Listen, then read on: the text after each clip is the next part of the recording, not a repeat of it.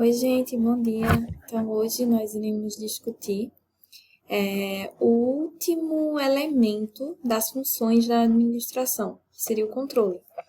Nós vimos ao longo desta disciplina, né, entendemos como funciona a organização e entendemos como funcionam as funções para administrar essa organização. A gente viu a função do planejamento, com a sua importância de definir os rumos da organização. A gente viu a função de organização, que permite distribuir os recursos que a organização possui, alocá-los da melhor forma possível para que os objetivos que foram definidos no planejamento fossem alcançados.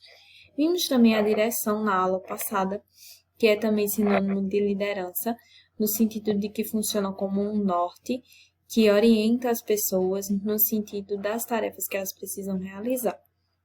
E, por fim, nós veremos a função de controle, que tem um papel muito importante no sentido de verificar se aquilo que foi planejado está acontecendo conforme o esperado e se desvios precisam ser corrigidos e identificar também as causas que podem levar a um determinado problema. Identificando as causas, você vai evitar com que essas causas se repitam também, mas a gente vai ver isso com mais tranquilidade nos próximos slides. Então, como roteiro da nossa aula, nós vamos ver inicialmente o conceito de controle, o que seria esse controle na organização. A gente vai ver a relação entre as funções de planejamento, que é a primeira das funções de um administrador, com a função de controle, que seria a última. A orientação do controle, onde a gente vai poder compreender para onde o controle ele pode ser direcionado, certo? Se ele vai ser direcionado desde o início da produção de um produto, durante a produção deste, ou o controle posterior, depois que as ações foram desenvolvidas na organização. A gente vai ver também os tipos de controle, certo? A gente vai ver o controle por nível organizacional, levando em consideração aquela piramidezinha que a gente sempre trabalha, o nível operacional, tático e estratégico. A gente vai ver o processo de controle, que é algo que se desenvolve por etapas, com a importância dada ao feedback também. Os sistemas de controle, que são a forma como o controle ele acontece na organização. Os instrumentos de controle do desempenho organizacional, ou seja, como eu posso utilizar o controle a favor do desempenho organizacional, para que haja mais eficiência na organização. A gente vai ver as abordagens estratégicas ao controle comportamental, pode ser de dois tipos, e também as principais técnicas de controle comportamental, que visa controlar o comportamento dos indivíduos nas organizações, ok? Então, vamos iniciar com o conceito de controle. Controle seria um esforço sistemático de geração de informações sobre a execução das atividades organizacionais, de forma a torná-las consistentes com as expectativas estabelecidas nos planos e objetivos. Então, o controle ele visa identificar, buscar dados que comprovem se as atividades organizacionais que foram planejadas, elas estão acontecendo conforme o esperado, para que se possa ter um retorno se o planejamento foi adequado, ou se precisa se realizar modificações naquilo que foi planejado inicialmente. Se a gente for pensar na nossa vida, tudo envolve controle. Por exemplo, quando eu faço uma atividade com vocês, quando eu faço uma prova, eu estou querendo controlar o desempenho de vocês, identificar se o que eu planejei, se o que foi ensinado, está surtindo os efeitos esperados. Então, o controle tem esse papel de checar, de monitorar, né?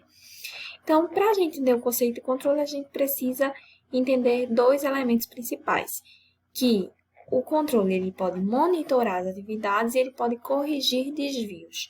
Quando ele monitora as atividades, ele está querendo garantir que o que foi planejado, ou seja, que os objetivos, as metas, a missão, a visão, está acontecendo adequadamente. E quando a gente fala de corrigir desvios, a gente está utilizando medidas corretivas quando a gente percebe que existem desvios. Então, eu não apenas monitoro, mas eu aplico soluções que visem resolver aquilo que deu errado. E isso vai servir de aprendizado também para os próximos planejamentos, ok? E a gente precisa entender que há uma relação muito forte entre a função de planejamento e de controle. Elas se complementam, elas se ajudam para que a organização funcione melhor. Então, a gente tem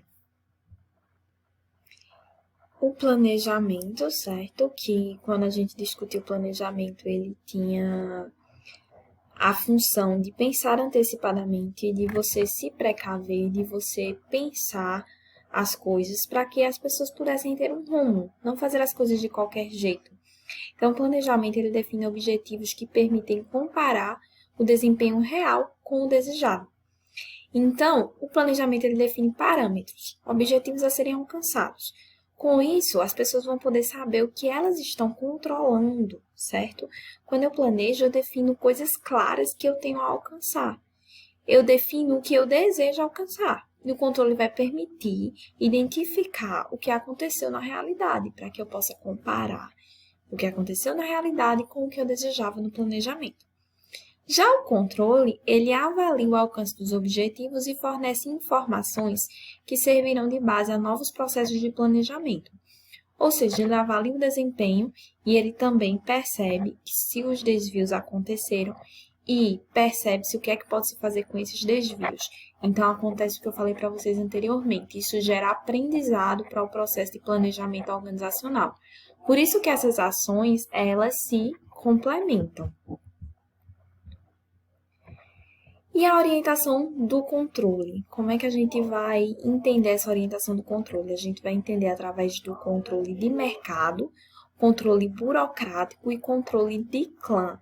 Seria uma espécie de tipologia de controle dentro da organização. A gente ainda vai ver os tipos de controle, mas funciona como uma tipologia, certo? No sentido de que são formas com que o controle pode ser exercido na organização.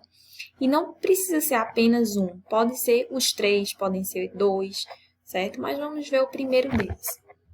O controle de mercado, ele se utiliza de critérios e mecanismos de mercado, tais como os preços, a participação do mercado e os lucros, para avaliar e controlar as atividades e resultados da organização. Então, isso nada mais é, gente, de que os resultados que a organização gera no aspecto externo. Se a organização está tendo lucro, é porque ela está vendendo, ela está agradando ao cliente, ela está obtendo participação no mercado. Os seus preços estão adequados aos seus custos e estão agradando aos clientes. Então, o controle de mercado ele permite identificar se a organização está bem em relação ao mercado. Se a organização não está obtendo lucro, se as pessoas estão trocando a organização por uma organização similar, algum problema está acontecendo. Então, precisa ser adotada uma medida corretiva. Então, o controle de mercado ele permite perceber o quão bem está a organização em relação ao mercado no qual ela atua.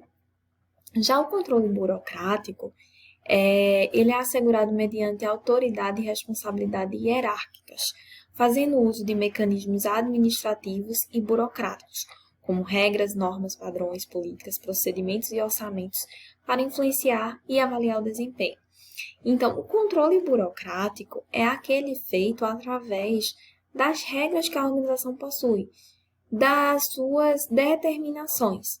Então, você identifica se a organização está indo bem, se esses regramentos, se essas normas, se esses procedimentos estão sendo seguidos pelos funcionários, certo?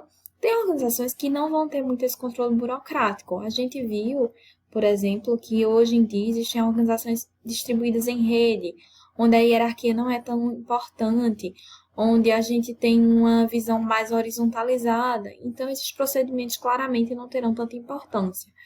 Mas tem algumas organizações, como as organizações públicas, por exemplo, que se utiliza muito do controle burocrático. Se você atende ao que está definido nos decretos, por exemplo, nas leis, você está agindo de forma correta segundo essas organizações.